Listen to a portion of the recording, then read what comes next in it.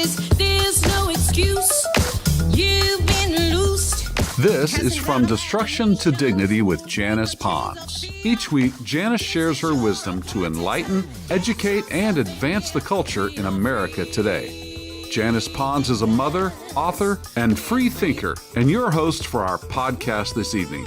Now let's join your host, Janice Pons. Greetings, greetings, greetings. Welcome, welcome, welcome. Come on in. Come on in here.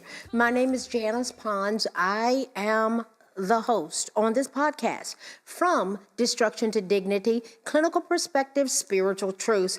I am having such an amazing time as we are flowing together as one, as represented by our great flag, our presidential seal. This is such a strategic year, 2024. Can you tell that I'm all in for our great nation and we the people? Listen, we are flowing together as one. I am so excited about October the 12th as we gather on the Washington Federal Mall.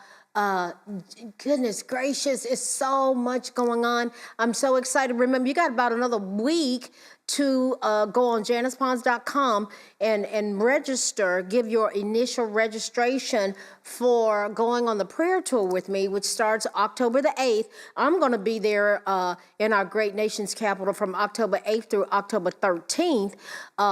In my support of the 1 million voices arising. Yes, JanicePons.com, From Destruction to Dignity. The focus is on our children.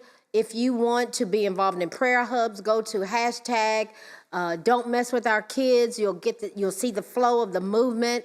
I am all in of protecting our children. I want you to share this, share this, share this. There are 210 million Christians in America. Yes, that's a lot. That's a majority, guys. Yes. 62%. Yes, yes, yes, yes. That's amazing to me. And what we are doing, what I want you to do is to share it. If you share this with 10 people, if we had 1,000 people share it with 10 people that you know, your relatives, your associates, your friends, everybody you know that are believers, we will have all of a sudden 10,000 Christians that know about this and say, you know, I need to get up to Washington. We're going to stand. We're going to stand in the gap. We're going to collectively sing praises to our God. We're going to have a powerful time together. If those 10,000 share with 10, all of a sudden we got 100,000. If those 100,000 share with 10, all of a sudden we've got our 1 million voices arising. I'm really believing we're going to have more than 1 million. I really do. I'm pushing it, and I'm excited. So if the spots are going fast. Related to the Janice Pons Prayer Tour, which goes from the 8th, that Tuesday, the 8th of October, through that Sunday, the 13th. But the culminating activity on the Janice Pons Prayer Tour will be on the Washington Federal Mall on October the 12th. Those positions on that vehicle that I have rented, and the accommodations all squared away, the meals. Where we're going to go, I'm not even going to tell you. I know we're going to Gettysburg. We're going to go to the Underground Railroad. It's just so powerful. I'm so excited. Can you tell? Yes. Come join me. I'd love to have you. I've got Facebook friends, people I haven't even met yet. They're like, I'm coming. Yes, I'm excited about that. So go to JanicePons.com, info@JanicePons.com. I can help you get connected with a prayer hub. Hashtag Don't Mess With Our Kids. They can show you how. Sometimes people just like to interact with people they know, and I'm going to point you to where you need to go, okay? And so we're all in this together.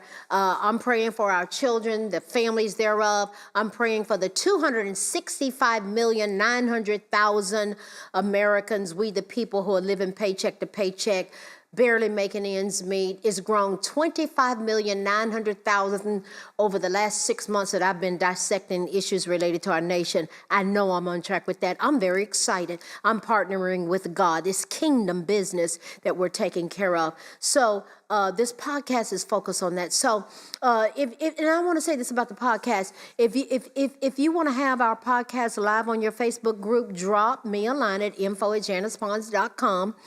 And we can work out the details to get it regularly scheduled to have a live telecast in your group, because we're going to stay, we're going to stay real specific. and real focus in this election year, because remember, we're going somewhere and it is expecting us when we get there.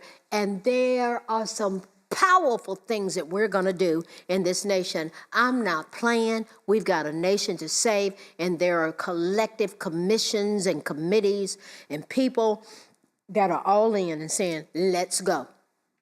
And we're out the gate running. Come go with us.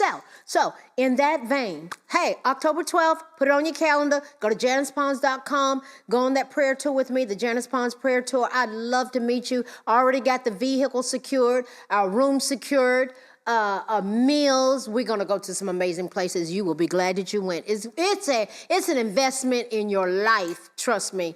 This will be my third time. I love it. So talking about loving it and our nation and the citizens thereof. Tonight, we're going to talk about the power of collective citizenship.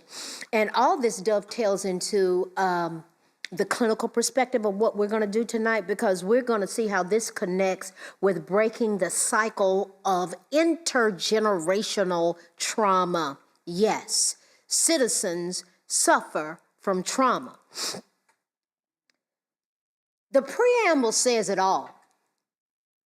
We, the people of the United States, in order to form a more perfect union, establish justice, ensure domestic tranquility, provide for the common defense, promote the general welfare, and secure the blessings of liberty to ourselves and our posterity, do ordain and establish this Constitution for the United States of America. So much blood, sweat, and tears have gone into the establishment of our great nation, my fellow Americans and my brothers and sisters. Right now, we are being challenged like never before as citizens. In so many ways, it appears that we are scattered like sheep without a shepherd. Yet, I honestly believe that there are those of us who believe that our nation is worth taking a bold stand for. I am one, and there are millions of others. America's not done. You know why? We are still here. Yes, us. Tonight, we're going to go on a journey together regarding a powerful concept that surrounds the dynamics of collective citizenship. What is that? Collective citizenship is characterized by group membership and consensus-based group decision-making, in contrast to leadership based on expertise, position, or degree. In collective citizenship, power rests within the group rather than being possessed by, or if shared at all, portioned out by a paid professional. We're talking about collective citizenship in America. Passed by the Senate in, it was on June 8th, 1866, and ratified 2 years later on July 9th, 1868. The 14th Amendment granted citizenship to all persons born or naturalized in the United States, including formerly enslaved people, provided all citizens with equal protection under the law. That amendment means a lot to me. I'm an American descendant of slaves, ADOS, A-D-O-S. My great-grandmother was born a slave. Wow. When I started studying these details and the intricacies thereof, I've never been the same. And I'm out in the deep of the ocean, and I'm not turning back. We're going somewhere, and it's expecting us when we get there, and a lot of us are going together. How important is the 14th Amendment to the concept of American citizenship today? It was introduced to address the racial discrimination endured by Black people in America who had been recently emancipated from slavery. The 14th Amendment confirmed the rights and privileges of citizenship, and for the first time in our country, guaranteed all Americans equal protection under the law. It used to be legal to lynch black people. It used to be legal to teach us not how to read. You can't teach them how to read. It used to be legal. That we couldn't vote, it used to be legal. That we couldn't eat in restaurants. But things have changed, thank God. So what is collective citizenship? Collective citizenship is the practice by which citizens expand social mobilization. Do you hear me? Expand social mobilization, position, and political engagement to create what? Varied ways to act as community builders.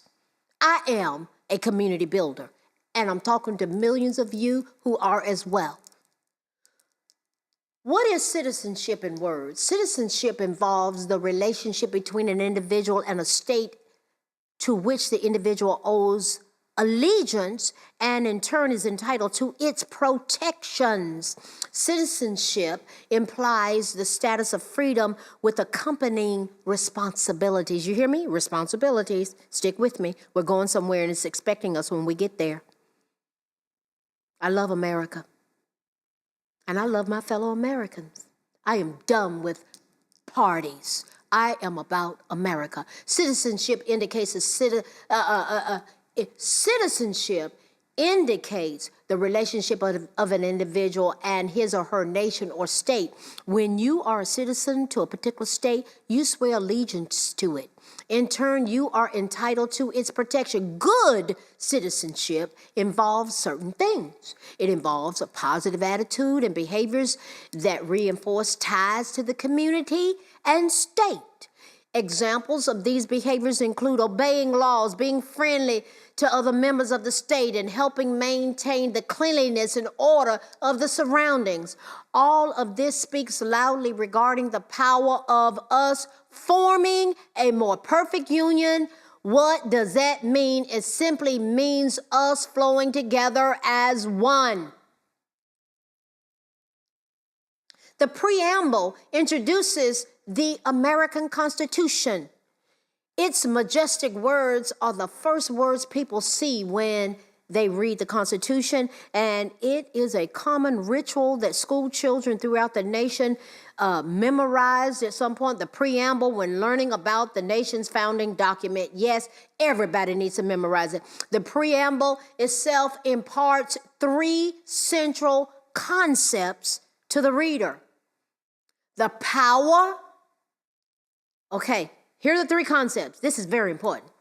The source of power to enact the Constitution, the people of the United States. Secondly, the broad ends to which the Constitution is ordained and established. Thirdly, the author's intent for the Constitution to be a legal instrument of lasting posterity. The Constitution is the law of the land. My fellow Americans, I'm convinced beyond all reasonable doubt, I have no doubt, that as we embrace our collective citizenship, there is not one obstacle that we cannot conquer. We are Americans. As imperfect as America is, this is our home. It is undeniable that there are story after story after story that clearly prove the sacrifices that have been made to establish this great nation. Our country is so unique, and historically, so many people want to come here to make America their home. This is America. We come from every ethnic background. Native American, white, Caucasian, Black Americans, Caribbean islanders, Hispanic, Asians, Jews, and Muslims. That's America. We are truly a melting pot. I am an American descendant of slaves, and I'm proud of it. An ADOS. The White House and the Capitol was built by my ancestors. America has been called this melting pot. That's a term that's used to describe Americanization in which immigrants adopt American culture and abandon culture from their home country. Now, modern times, it includes a salad bowl or a mosaic or a kaleidoscope in which different cultures mix but retain distinction. That's America. What is the melting pot? The melting pot is at the heart of the American immigration system. The melting pot comes from the idea that all of the cultural differences in the United States meld together as they were metals being melted down to become a stronger alloy. Wow. What was the intent of the founding fathers, my fellow Americans, my brothers and sisters? What was their intent? Did they want a melting pot? Yes, they did. There was no color test, no ethnic qualification, no gender qualification, no language test, none of that when they had this in mind. But there is a cultural test. You must understand and swear to the culture of freedom.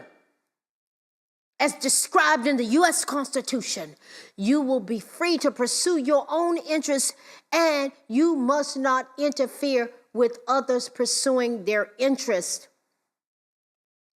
You can't make me embrace your interests. I can respect it.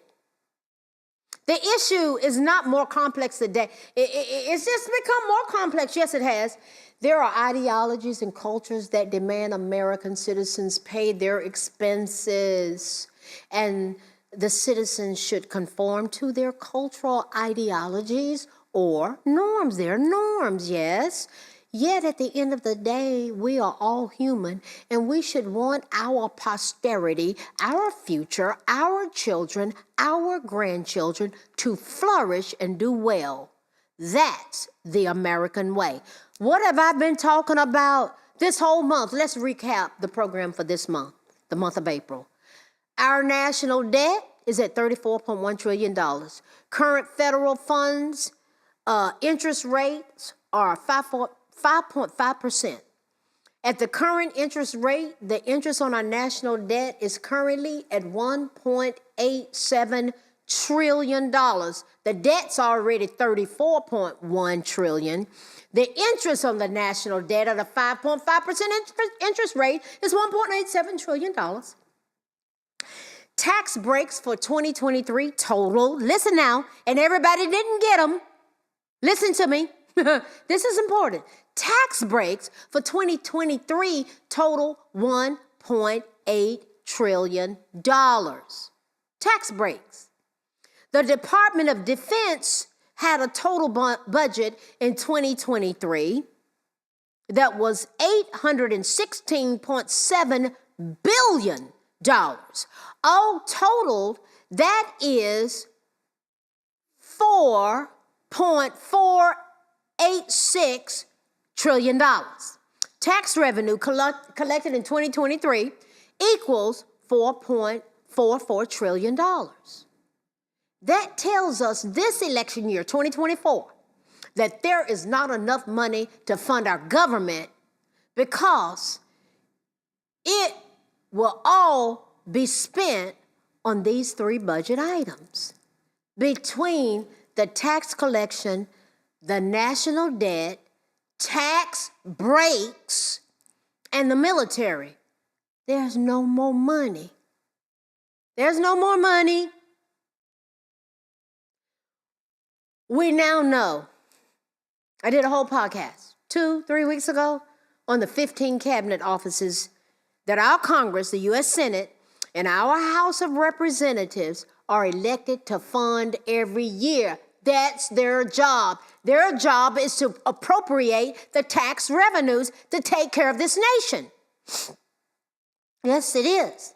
America's at a crossroads. Our choices for this election year are clear. We can continue our current policies, which have allowed us to collect $30.2 trillion in tax revenues since 2016, or we the people living paycheck to paycheck who are subject to income tax payroll deductions that come straight out of our checks can choose to enforce a new American policy of uniform tax rates for all Americans, which will bring us $69.1 trillion over the next 8 years. Do you know how fast 8 years goes by?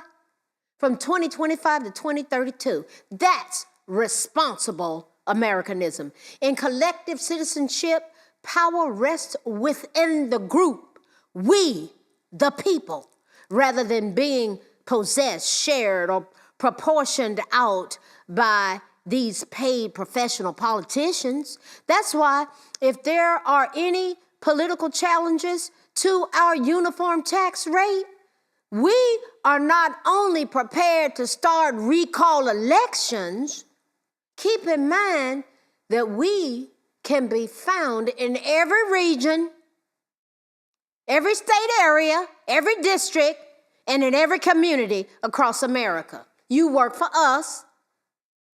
We'd like to respectfully remind you, you work for us. In addition, we're preparing to finance, listen to this, listen, lean in, write it down, go tell your neighbor. Janice Pond said it. We are preparing to financially support primary challenges in 2026 against any politician who has objections to us holding you accountable. We're paying your salary, precious people. We're paying your salary, baby. A salary of $174,000 a year, plus all the perks and the freebies that come along with the job. People have become drunk on power and forgot about we the people who are struggling. Oh my God, it's reckless. The challenge is simple.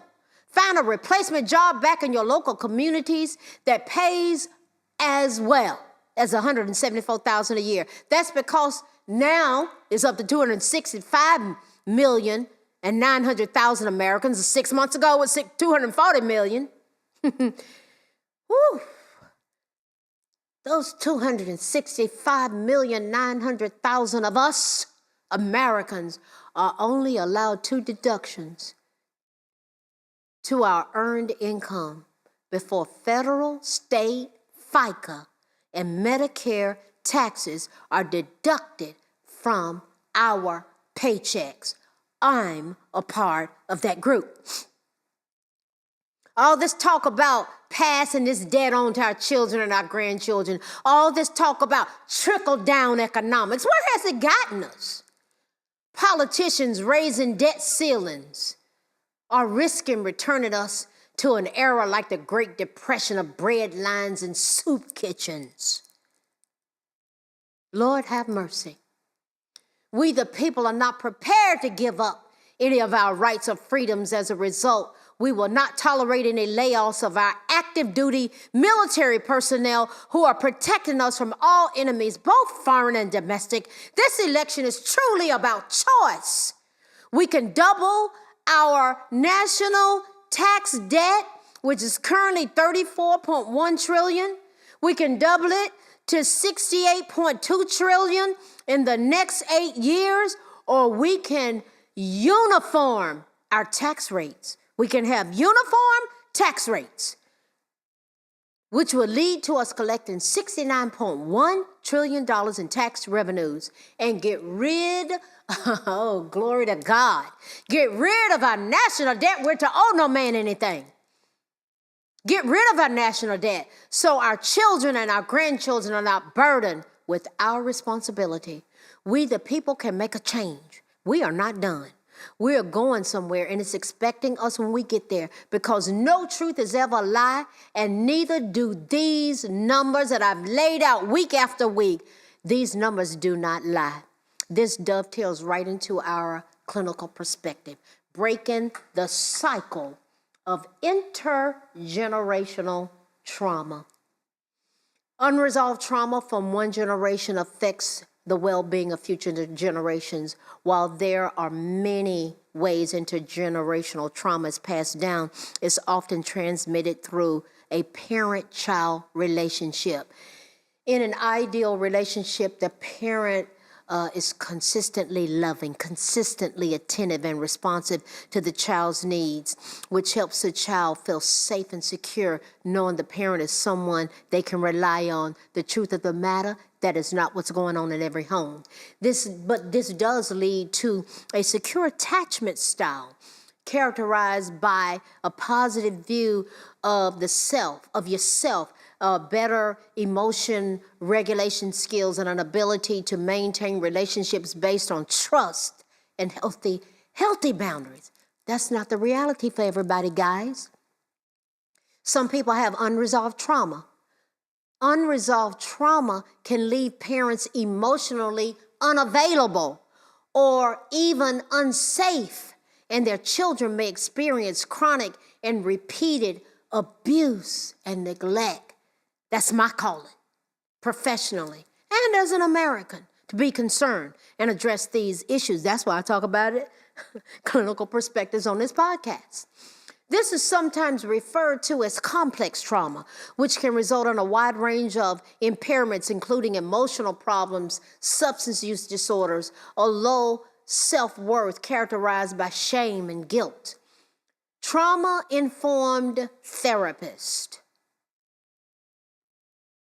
often see the same thing over and over again, reoccurring issues in some of their clients who are dealing with what? Intergenerational trauma. Listen, a part of it, we teach people how to consistently, safely reconnect with anger in a healthy way. See, what we see going on in our country now, it's unhealthy.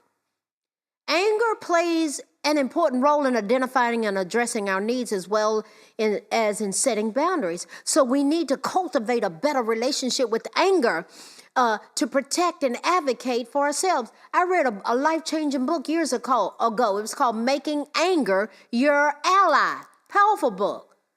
Many people with complex trauma grew up with parents who expressed anger through violence or abusive language. These early experiences with their parents taught them to view anger as a bad emotion. So as adults, they often suppress their anger and people please. They end up being people please to avoid conflict. So they stuff it and they stuff it and they stuff it and they stuff it and they pop in various sundry of ways. I like to think of anger as a loyal puppy that wants to protect our yard and barks at unwanted visitors. Suppressing our anger is like putting the puppy in a cage, which not only leaves our yard vulnerable to trespassers, but also keeps the puppy from learning to communicate in healthier ways. The puppy is acting up because, why? It's been caged. And it wants to protect our space because it loves us. If we let it out of the cage properly, train it, and build a good relationship with it, the puppy will become an invaluable companion. Once people are able to reconnect in a healthy way with their anger, learn to assert themselves effectively, and set appropriate boundaries, they often have less self-doubt, more confidence, and more balanced and meaningful relationships. Can you imagine an America like that? So, what would happen if we make space for our feelings? Good question, huh? Think about it. Some feel stuck. People get stuck in their feelings about their parents. They may be sad and angry for all of the times their parents hurt them, but they also recall the times that they felt cared for. Yeah, some feel guilty about the sacrifices their parents made to provide for them. Perhaps Even their parents were refugees, grew up in poverty or violence, or, oh God, their parents had abusive parents themselves. So some people, they just don't even feel comfortable blaming their parents. They make excuses for their parents and their shortcomings. And they become incredibly codependent, and they end up taking care of abusive people at their own expense. Understandably, they often get overwhelmed trying to make sense of these conflicting emotions. But are they conflicting? What if instead of trying to figure out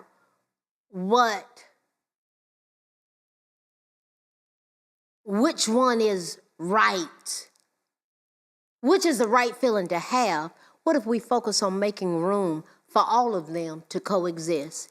What would happen? They're there. What are we going to do? Pretend it's not there? A simple yet challenging exercise to practice making room for multiple emotions is to use the word "and" instead of "but" when describing your emotions. And I feel hurt, but my parent, I feel hurt by my parents' behavior, and I appreciate the things that they've done for me. I feel sad about what I experienced in my childhood, and I feel sad that my parent was also deprived of one. But I can change that. I can work on things. Listen, instead of getting stuck in a battle between our feelings, you don't know how I feel. Listen, we can make space for all of it. Accept them, process them, give a language to it, name, explain, process, metabolize, strategies, skills, and tools, and we move on together. We can know that true love comes with understanding. I love my fellow Americans. Yes, I do. Anybody knows Janice Pons, you know I love my people. Who's my people? My fellow Americans. Many people condone hurtful behavior from their parents because they become parents too. When I've pointed out behaviors to people that I've worked with. Usually they say, well, yeah, that was hurtful, but I know they meant well, and I know they love me. And see, this will affect your parenting, and that intergenerational trauma gets passed on. So this acceptance has sad repercussions for many people that we encounter. Many often end up in relationships in which they are similarly badly treated by their partners. As a child, we rely on our parents to help us understand and meet our needs. When that doesn't happen, we start to believe that our needs aren't important and that we shouldn't expect them to be met in any relationship. Do you see how people get set up? The intention, listen, the intention isn't enough. True love must come with understanding.